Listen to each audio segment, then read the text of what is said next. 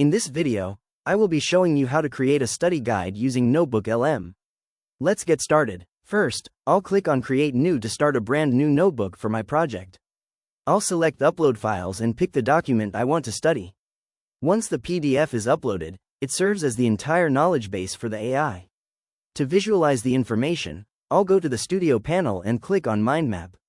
I can expand the branches to see a structured breakdown of definitions and specific use cases.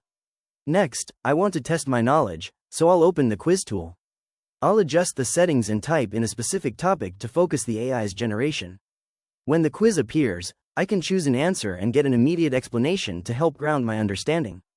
To help with memorization, I'll also click on flashcards. I'm going to set the difficulty to hard and type in my topic before hitting Generate. As I go through the cards, I can click the Explain button on any answer to dive deeper. This creates a detailed explanation in the chat focusing on how the AI works. The platform uses retrieval augmented generation to index content accurately and provide source-grounded answers. This allows it to transform documents into various formats like audio overviews, quizzes, and structured study materials. It's a great way to turn static files into an interactive learning environment.